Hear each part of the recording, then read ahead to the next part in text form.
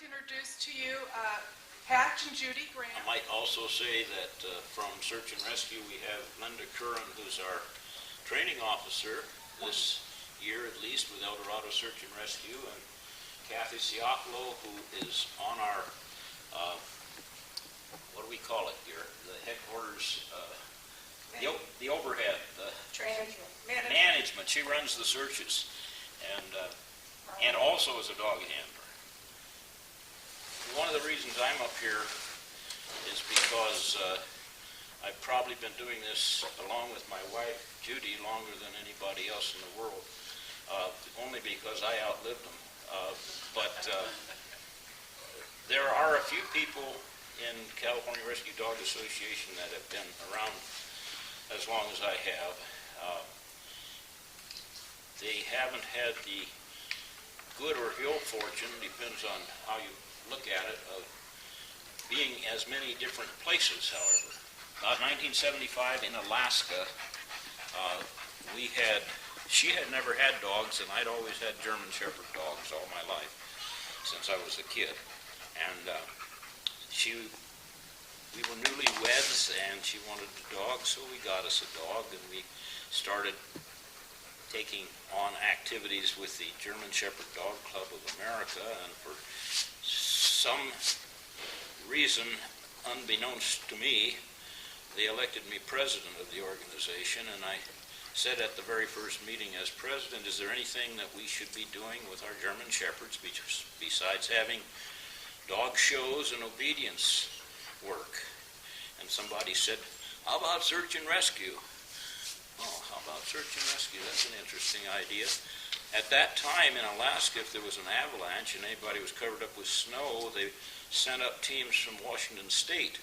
Well, if you know anything about avalanches, you know that in about a half hour, your time has run out. And a team from Washington State would be doing recovery work for bodies is about all.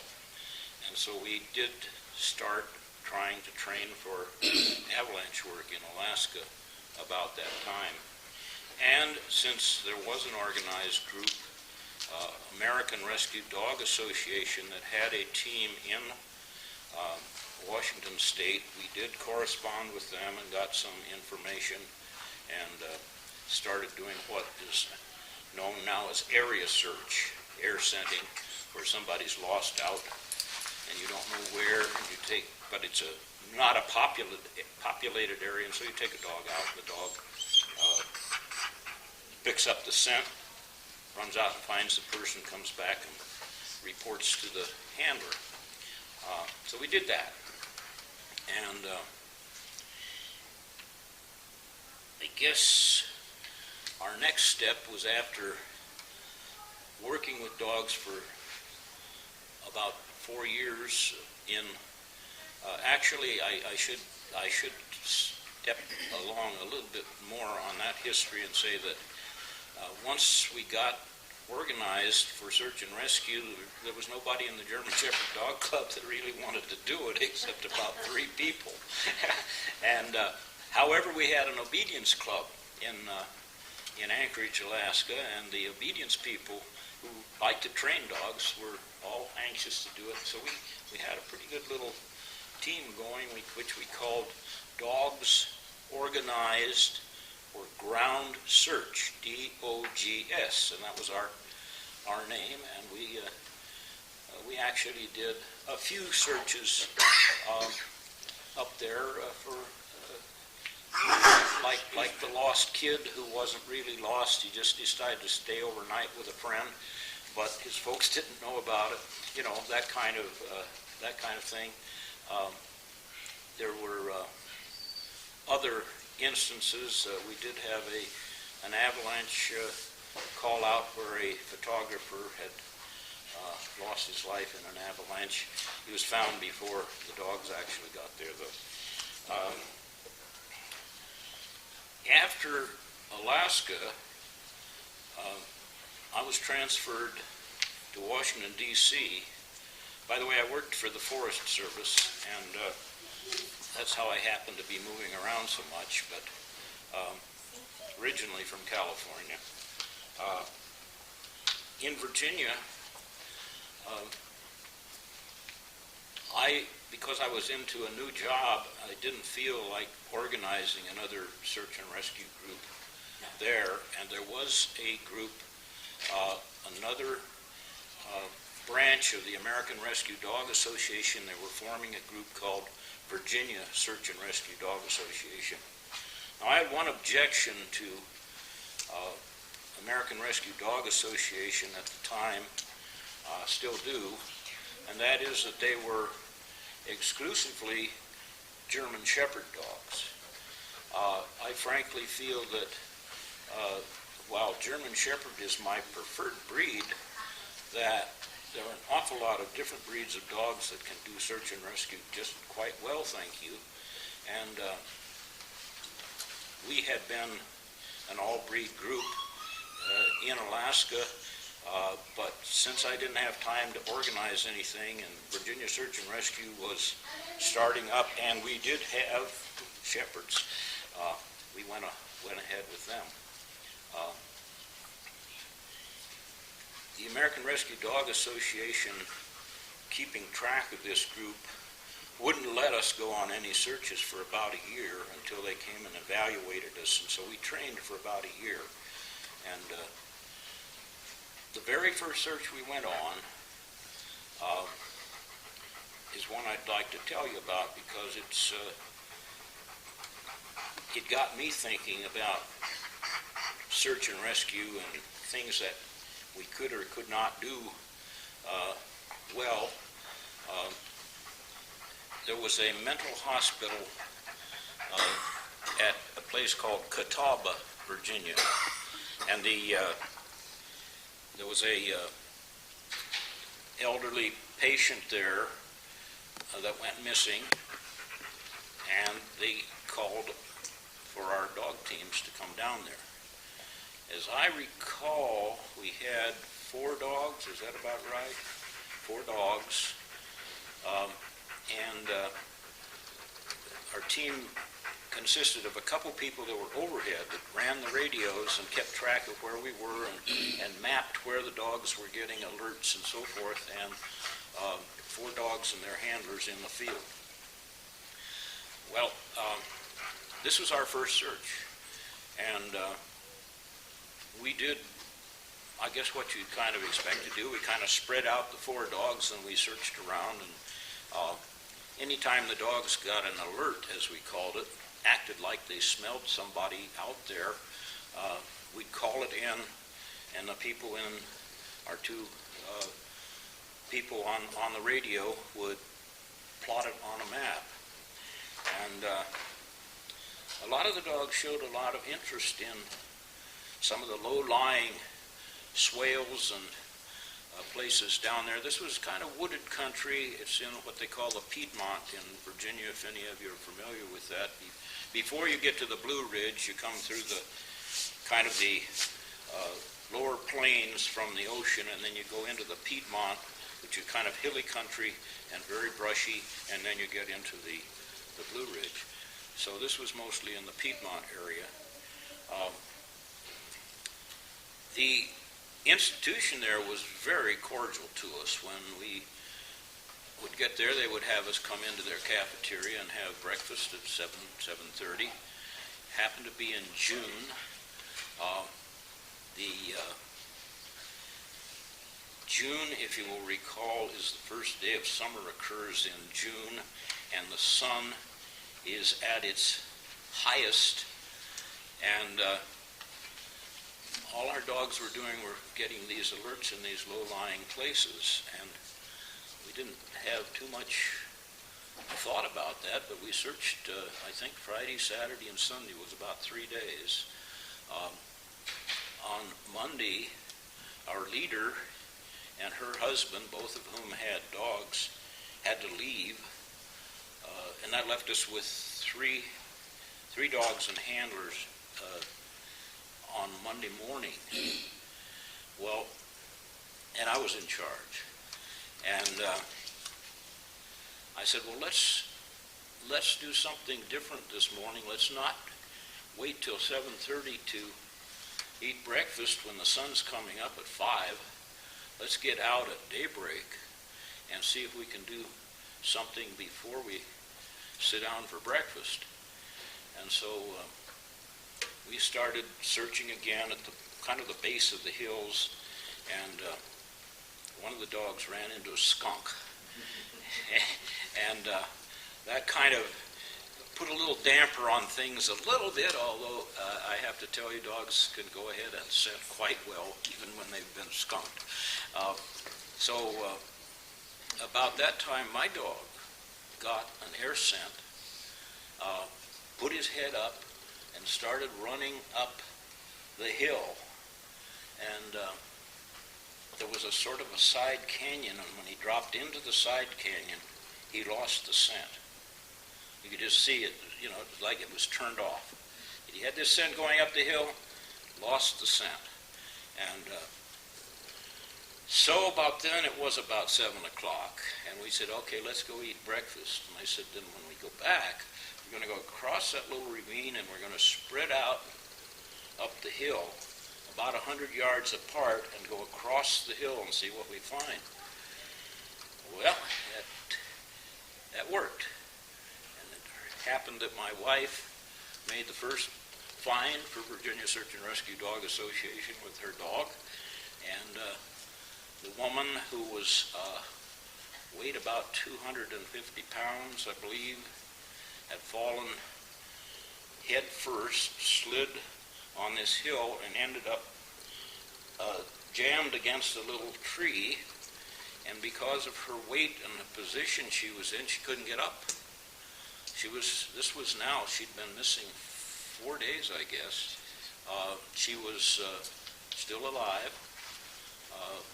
You could see in the leaves where she had tried to get up and just almost dug a hole with her hand, but she was unconscious, but they were able to get her out, and she survived. It did put me in mind of a whole lot of things that I'd learned in the Forest Service fighting fires as a fire behavior specialist, and that is that at night the scent comes down, settles in these low places. That's what our dogs were finding because we weren't going out earlier. In the daytime, when everything heats up, the scent goes uphill. And so this woman's scent was going all uphill all that time that we were searching. And no one thought an obese woman would have climbed as far as she did up the hill, but she was gathering flowers and not paying much attention and just kept wandering uphill. So that was my first clue, is that the things I knew about air movement in fire behavior really had application to this air scenting dogs. And I began to do some studies on that and writing papers on it, many of which have been published. And I don't know that anyone wants to get into the technical stuff of it. It has to do, yes? How many days will the scent of a person who's passed by, how many days, that was the fourth day, how long is that scent? How long does that stay? A couple weeks. Not constantly, though. You see, it's moving. Let me back up, and I'll answer that in another way. 2/3 of the scent that falls off your body falls to the ground because it's heavier than air, but it's kind of like leaves. They're little particles, and they kind of float down, and so they don't just drop directly down. There's some out here, down breeze or so on. 1/3 of them, though, are lighter than air, and they go into the air. Now, what air scenting dogs are doing is generally going for air scent, and that will be blown away.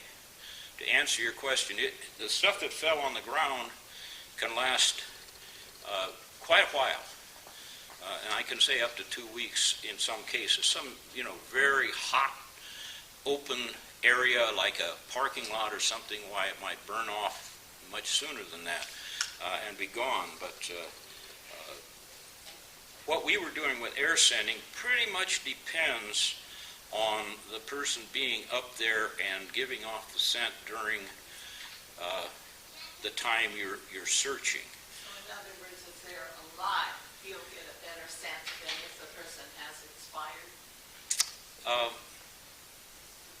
Yes and no.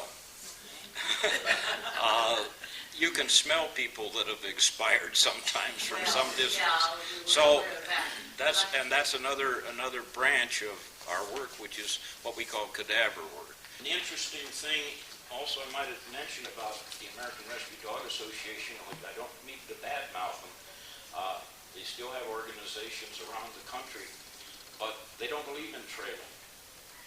And their founder went down on trailing because they compared dogs that were doing air sending like this with dogs that had been trained for either Schutzhund, which is a German obedience program, or by the American Rescue Dog, or not the American Kennel Club trailing, which are usually fairly fresh trails and depend a great deal on earth that's been turned over and crushed grass. And that particular kind of trailing, which is very tight and very close to where the person walked, is not really the trailing that we teach or follow. We're working more on this scent that falls to the ground and may blow way down the hill, but it leaves a trail where the person came, and the dog may not be step by step in the footprint, but they are following the trail of somebody who's walked along. And so at the time that Bill Syratuk was his name, who founded the American Rescue Dog Association in Seattle, he said no trailing.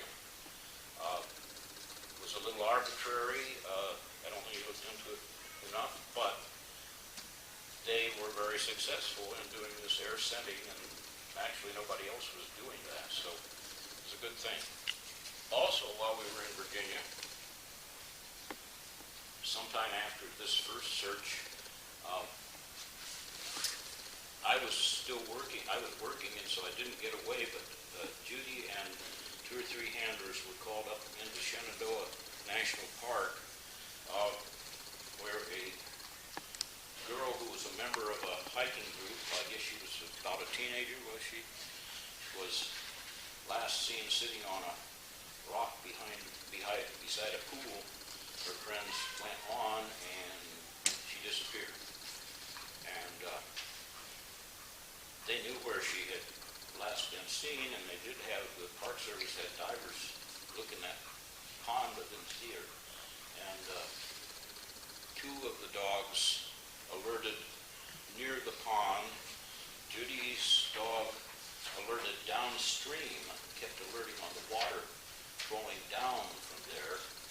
And one of the people in the management group for the Park Service put 3 and 3 together, or whatever it was, and said, let's look in that pool again. And they did, and the divers found her. She had been there, but her body was down under a rock, and they had missed her. So we were thinking that, the dogs can perhaps smell something underwater. Hadn't thought about it much. Nobody was doing it. We were then called on a search on the Aquacon Reservoir, which is a big reservoir in Virginia, down near Quantico, Virginia, Marine Base. It was one of those reservoirs where they never cleared the vegetation out, so there were dead trees and everything under the water. And during a storm, why it was always muddy and murky, 2 boys went missing. Their canoe was found capsized and on the shore. We spread out and worked along the shore on the concept that if they had gotten ashore, they might be hypothermic and unconscious or lying there in the brush, and so maybe we could find them. I was working my dog, who had one bad habit. When he did his air sending, if he ran into a deer or something like that, he'd take off at it. And I was pretty unhappy with that, but I called him back, and pretty soon he'd come back. And I said, okay, let's go back to work. And he'd go back to work. He was a good dog, but he had this bad habit. Well, we were going along the shore of Aquacon, and a beaver, which you'd never seen before, a beaver jumps off the bank and into the water. Well, the water was so muddy you couldn't see the beaver then, but my dog, I could tell, was trailing him right along under the water. Pretty soon the beaver's head came up, and he's still hot after him, and I called him back. And finally we got him off the beaver. But then it occurred to me right there, my dog was following that beaver underwater, and he must have been smelling something. And so that stuck in my head. The boy's father, the two who had drowned, I met him along the way while we were doing some searching, and I think I left him a calling card. He called me up the next day and he said, the divers in Prince William County wouldn't dive because of that danger there, but he said, I got a couple divers that have come up from Florida. If you could tell me somewhere close to where my boys might be. And I said, nobody's ever done that.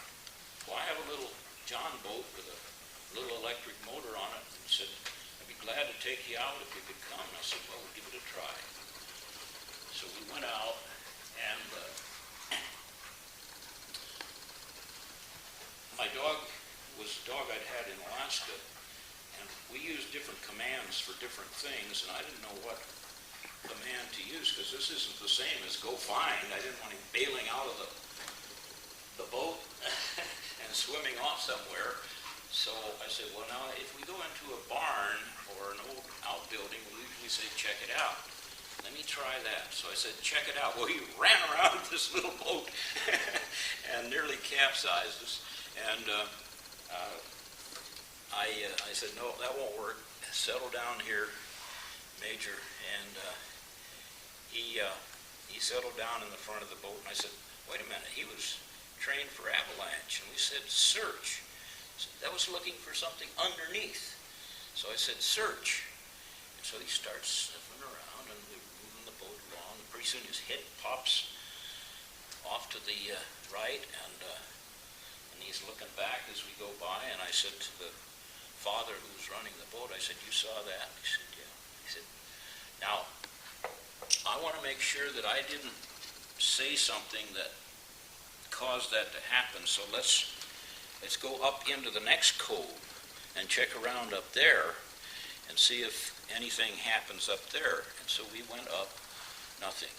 I said, let's go back where we were before. And we went back, and sure enough, his head popped off the same area. I believe he reached down and bit at the water. I'm sorry to say that I don't recall for sure whether my dog did that or not, but I do know that later on we've seen many dogs bite at the water.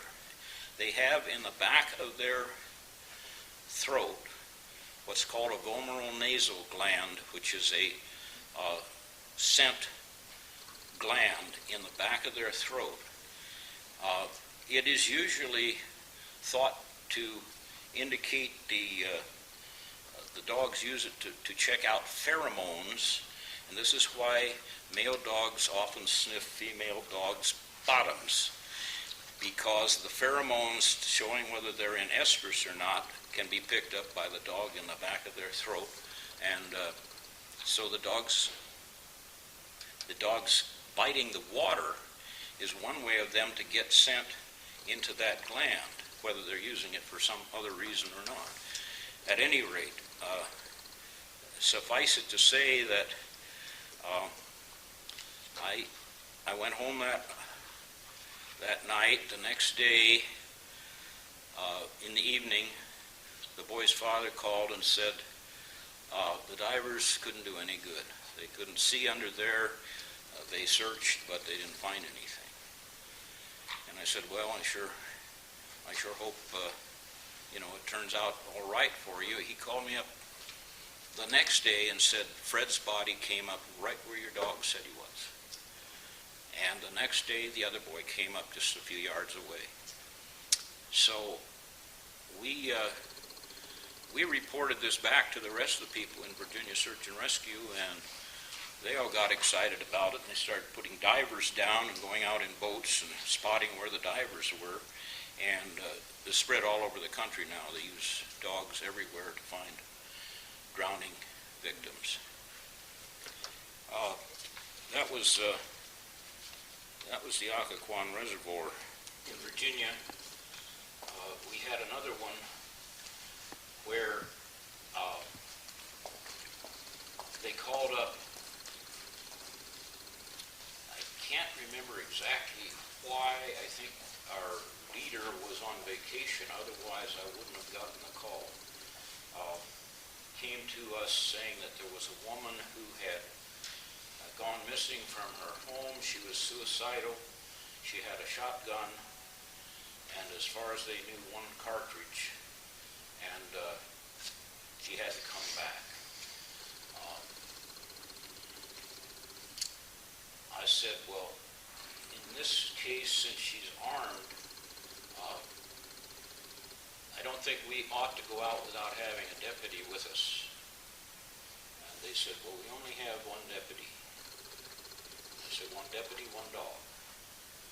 And so they were glad to have us. My wife's dog was by far the best dog we had. See, people complimented me on recognizing that, but it was a fact. There was no question about it. Good old Sardi, right? We went out, and it was about, I'd say, 10 minutes into the search, and Sardi's head goes up. She starts out, goes off through the brush, and then she comes back.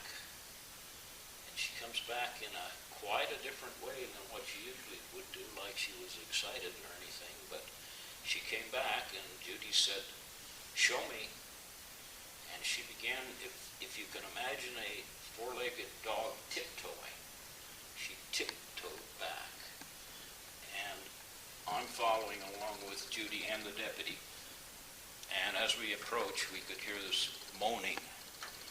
And sure enough, the woman had shot herself in the stomach with the shotgun.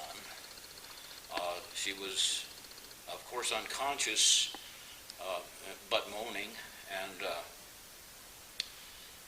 so the deputy immediately called in that we'd found her.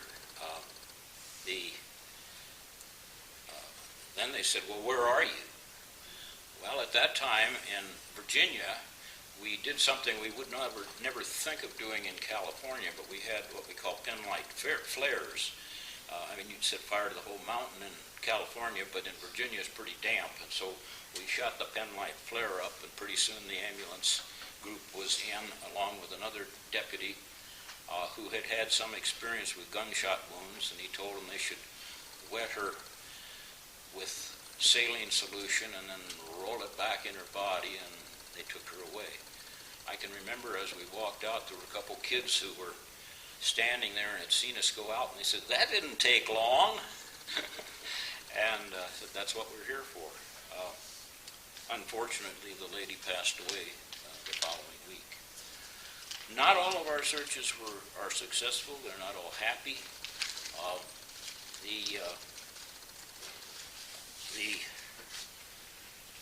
The worst situation is probably little kids that go lost and are never found.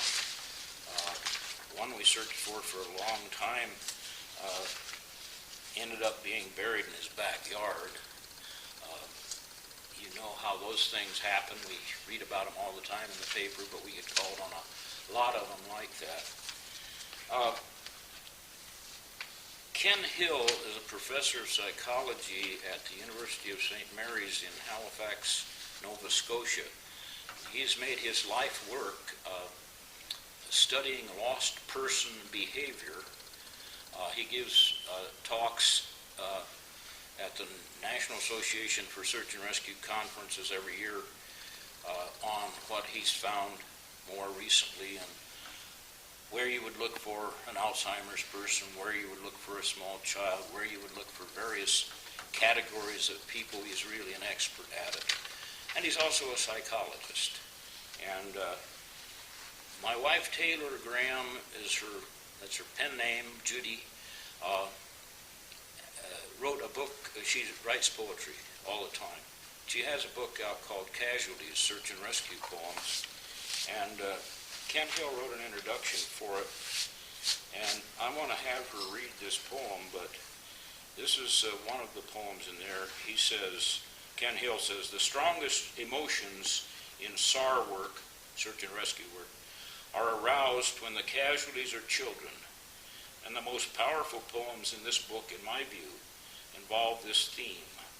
For some reason, few poets have handled the death of children very well, tending too often, like Robert Bridges in One Dead Child, toward melodrama. There is none of that here.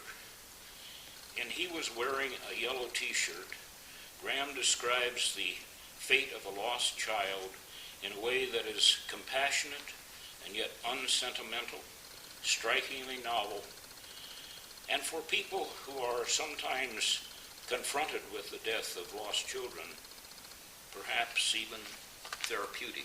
I'd like her to read her poem. This is actually a composite of several searches we did for little lost boys in the very dense Virginia woods. He was wearing a yellow T-shirt. We searched for child paths in the woods. Where would he go? Cedars bunch gray and blind with cobwebs, berries and honeysuckle shoulder up higher than a man, not a boy. Birds only sing from the tops and edges. Warblers, orioles, flicks of yellow foliage trick the eye, not a boy. We could be in Transylvania, the Yucatan, backwoods of a suburb. Where is he? Who walked out of his house and down the civilized street and out of the world? He's finding the way roots pull the red clay over and quilted creepers, every long bone loosened from its muscle, moving the way stones and twigs do, the intricate small bones of fingers easing out of their joints. By fall, it will all be second nature to him, how the blonde hairs scatter. When it rains, won't matter. Snow melts and runs away kid stuff, and spring shoves up a few yellow tatters, flowers that never grew on a stalk.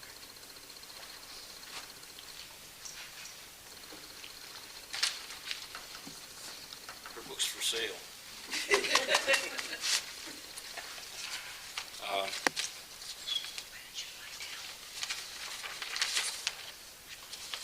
So then we came to California.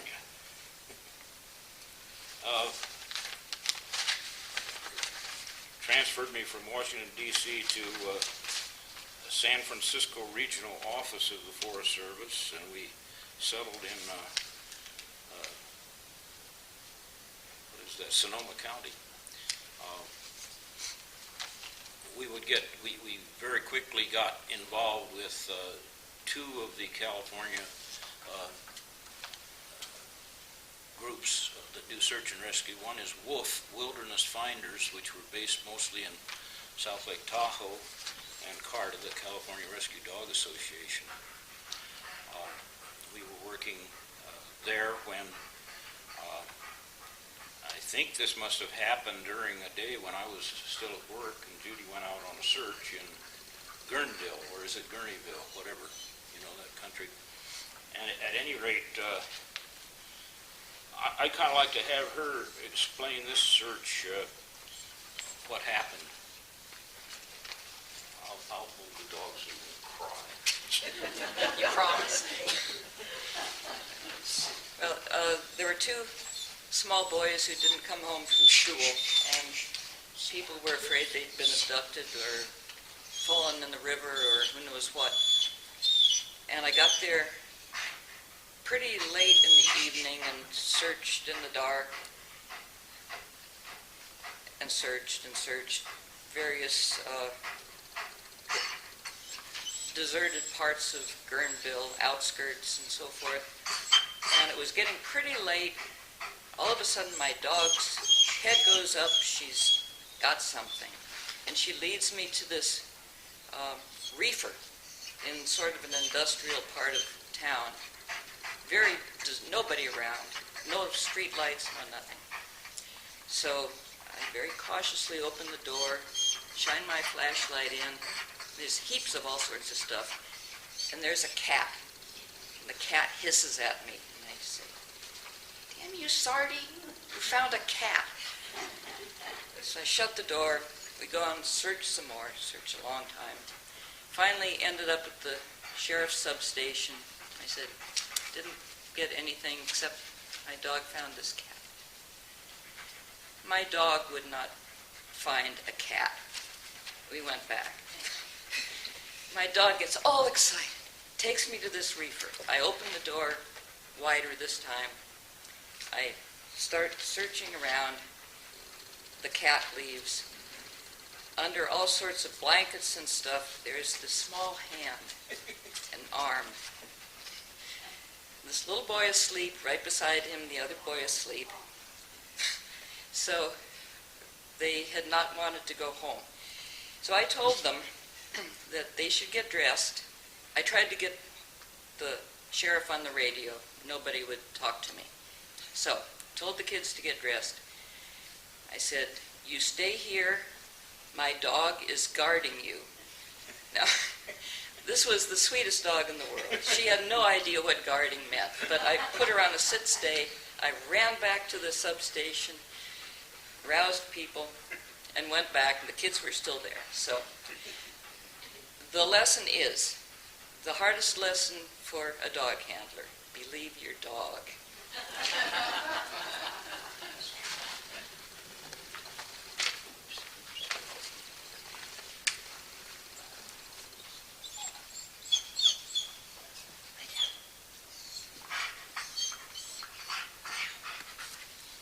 Believe your dog. That's my, yes. I just wondered, and maybe I wasn't here the first 5 minutes, maybe you already talked to this subject, but how do you choose your dogs? I mean, do you just take the scent, the dogs that are typically scent kind of hounds, or how do you... What we do is use the system that the Guide Dogs for the Blind developed. Where are they located now? San Rafael? What? San Rafael. Yeah, San Rafael. They have a whole regimen they go through. It's about a 5-week testing program, starting when the dog is about 6 weeks old. And I won't go through the whole bunch of tests, but the one I like the very best, because you want a dog that's got lots of confidence, but you don't want them to be either aggressive nor fearful. But the one that I remember the most is you take the little puppy, somebody is handling them, put a little leash on them, they've done some other things like have them chase a ball and so forth. Then you bring in a complete stranger who comes up right in front of the dog and goes,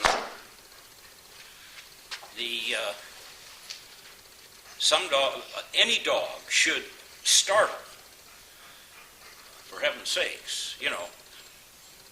Some will pee. Some will run in the corner and won't come back. What you want to see is, what was that? And then cautiously come up and sniff and find out who is this person and what are they up to. That's the one that I remember because I think it's real important. There's others, like you start an old-fashioned alarm clock going bing, bing, bing, bing, bing, bing, bing, bing, and the dog goes up and investigates it and so forth. You want a dog that's curious and outgoing, not fearful, not aggressive, too. Now, there are some that if you stamped your foot at them like that, they'd growl. And you really don't want that. You haven't hurt them. You startled them. But startle should not result in a negative thing. That's I would say that if you're interested in that, you know, that's another whole field. When we came to El Dorado County from Sonoma, I got sick and tired of working in cities like Washington, D.C. and San Francisco, and we wanted to get back into the woods, and so I put in for a demotion and a transfer to the El Dorado National Forest, and we came out here. We hadn't been here a month, I don't think, when we got a call.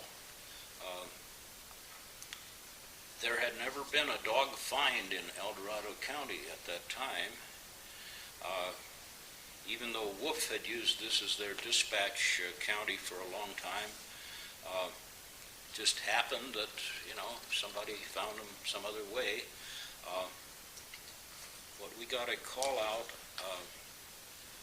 By this time, I was pretty much into this business about starting early and not going late.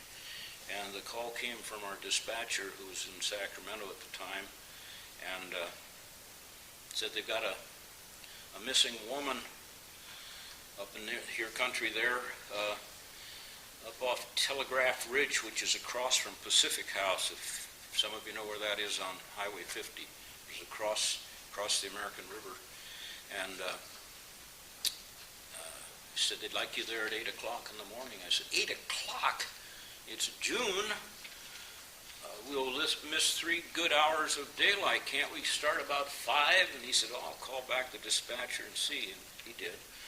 And we did.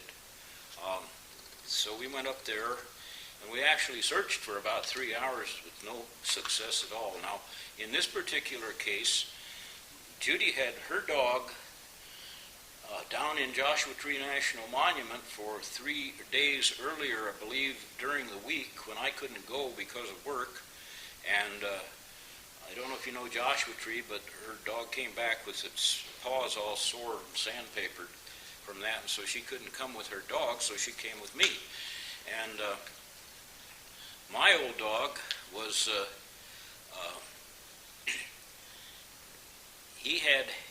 while I had come to California ahead of my wife to take the job in San Francisco, I had, just to pass the time, put him through one of these AKC tracking courses, and he had a degree as a tracking dog, but, it's always on lead, but we were always doing this other air scenting. So when we went out, the first thing we did was we ran what we call hasty searches down all the roads, thinking that this woman would have walked down the road somewhere, and had no luck. So about 9 o'clock we reassembled. I went up to the place where she had last been seen, found her footprint by this house, scented my dog on the footprint, and he took us down a little road and all of a sudden cut into the brush, and I said, I don't think anyone would go through the brush like this. And my wife says, believe your dog. And so we're crawling along through the brush, and it sort of opens up, and there's a little spring on the side of the hill. And I said, oh, that damn dog's just after water.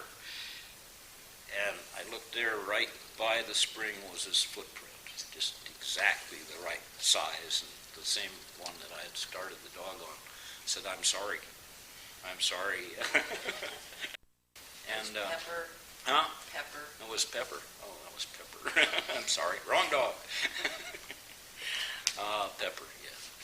And anyway, we immediately called that into the folks at the base, and they said, do you want a search dog out there? I said, we are a search dog. And then the helicopter was in the air, the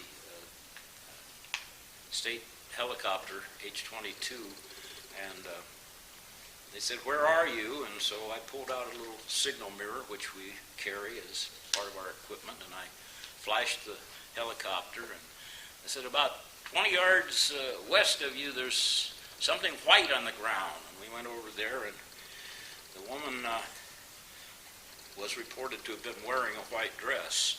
Well, this dress was actually pale pastel, real pale pink and blue and white, but it looked white. And so I called in and verified that that was her dress, so she'd taken off her clothes. then the dog continued to go down, and we're going down a very steep hillside toward the American River, and you could see where she'd slipped in the duff and left marks behind and so forth, so it was pretty clear. And I called up and I said, she's committed, she's on her way to the American River, and I don't think she's going to be coming back up. And about 2 minutes later, the helicopter said, yeah, we see her, she's on the American River, naked as a jaybird.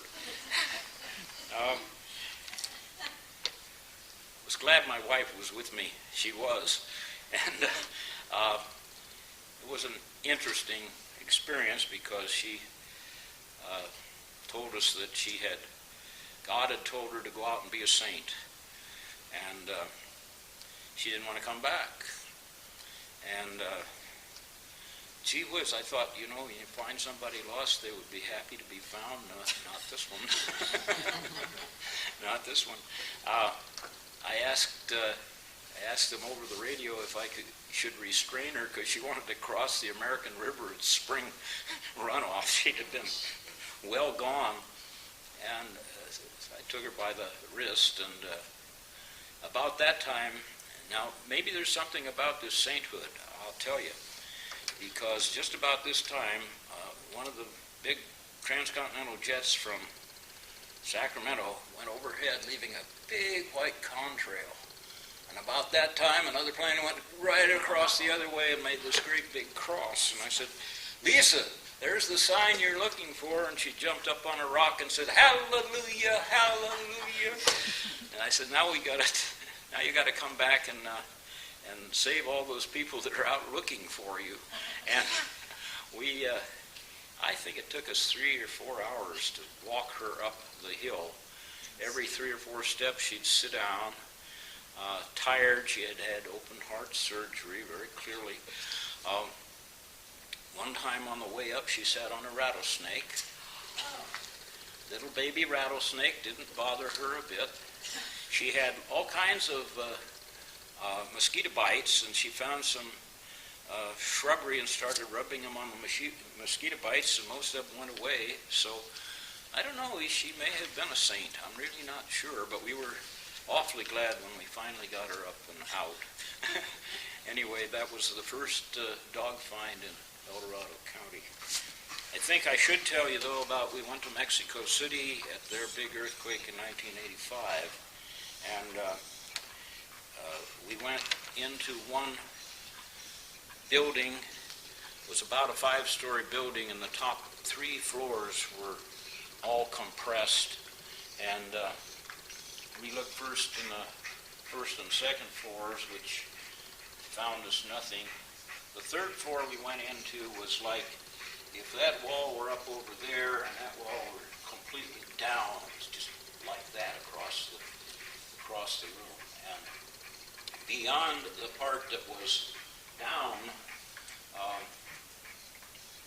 there had been 75 seamstresses working at machines, and they were obviously deceased by that time. The people who owned the building already were talking about demolishing the building and building another one, and they didn't want to lose their output from their clothing factory. My dog, that was Pepper, wasn't it? She went in first, and it was almost like I had hit her on the head or something. She just slumped. She hung her head, she drooped her ears. She said, I don't want anything to do with this one. And I couldn't get her to work at all. She obviously knew those people were dead, and that was not her job. She told me that with no uncertain terms. I suggested that Judy take her dog and go to the other side where there was another small collapse and a kind of a little area there, and her dog went into this kind of little void and came back all happy. And The other person who was with us, one of the other persons who was with us at that time was Caroline Hebard from New Jersey. We'd all been dispatched to Mexico City from the Nasal conference in Nashville, Tennessee. And her dog had been trained that when he found something, he would play with a stick. Well, she didn't have any sticks, but she had her flashlight in her hand. Her dog came out and grabbed the flashlight right out of her hand. So we knew we had somebody in there, but the problem then was getting them out and us finding out what would happen, because what we did was we told the crew that was there to help rescue people that we were pretty sure there was somebody in that void. I said, you might take your smallest, bravest man and see if you can crawl in there. And at that point, we were dispatched to go find somebody else someplace else. We never knew what happened, and it really bothered us until we got back to the States. We got together with a medical team that had gone down to Mexico City. They had teamed up with some Spanish Explorer Scouts. The Explorer Scouts rappelled off a roof, and they had pictures, and it was definitely our Topeka factory, no question about it, and right where we, just on the outside of where we had told them that there was somebody there, and they had rescued a woman alive from the outside. It was just chance that we found out that it ever happened, but it did, and we were really quite proud of that. I think to answer that earlier question of how do you get your dogs to enjoy doing this, I think it comes natural for a dog. I suppose you could say they're a prey animal in their earliest instincts, and the lost person is simply prey, and they're finding them, and you reward them for doing it. You make it a happy game. Going into how you get them to go out and find someone and come back and tell you and all those things gets to be somewhat intricate, but it is mainly that this is a game. The dog, once he finds out you're serious about it, takes it on as a business, and it becomes a very serious business for the dog, and they really like to do it. It's like a lot of people who are in business. They don't expect their boss to come by every time they do something good and say, oh, what a good dog you are, blah, blah, blah. A good businessman knows when he's done his business right, and dogs are the same way. Once they've learned what you expect of them, and they do it, they know they've done it. We've been on searches where we've made a find, and because of the urgency of taking care of the subject and so forth, we've forgotten to reward our dog. Well, if their game is a stick game, the first thing you see is the dog is parading around with a stick in their mouth. They know that they did their job and they did it well, and they don't have to have a reward from you. They'll take care of that themselves, thank you.